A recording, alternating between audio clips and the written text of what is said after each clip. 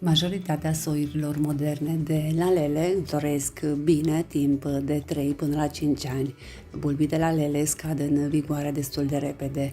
Bulbii slab produc frunze mari, dar fără flori. Pentru a maximiza numărul de ani în care lalele sunt în floare, alegeți locuri de plantare care primesc cel puțin 6 ore de soare direct pe zi și au soluri bine drenate.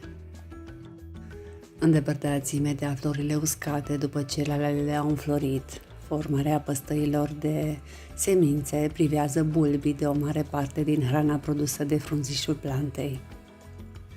În cele din urmă, lăsați frunzișul de lalele să moară în mod natural înainte de a-l îndepărta. Primul lucru pe care trebuie să-l luați în considerare atunci când plantați lalele este să realizați că, indiferent cât de mult ați încerca, este posibil să nu locuiți într-o zonă în care lalele vor rezista mult.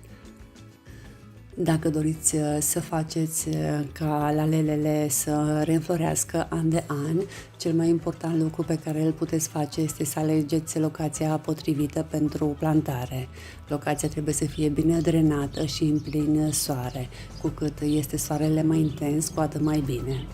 Nu plantați lalelele lângă fundații, cum ar fi casa sau gardul, alei sau alte forme de beton dacă locuiți în climate puțin mai calde. Toți bulbii înfloriți de primăvară au nevoie de o anumită cantitate de frig pentru a forma muguri floral, dar acest lucru este deosebit de important pentru lalele. Lalele de modă veche sunt mai îngăduitoare atunci când vine vorba de a obține mediul potrivit și au mai multe șanse să înflorească an de an. Plantarea bulbilor de lalele la adâncimea potrivită va ajuta de asemenea să vă mențineți lalelele înflorite anual. Ar trebui să plantați bulbii de lalele de 3 ori mai adânc decât înălțimea lui. Lăsați frunzele de lalele să se usuce în mod natural. Frunzele sunt modul în care planta stochează suficientă energie pentru a forma bulbul de flori. Deoarece lalelele au destul de greu să formeze bulbii de flori, au nevoie de toată energia pe care o pot obține.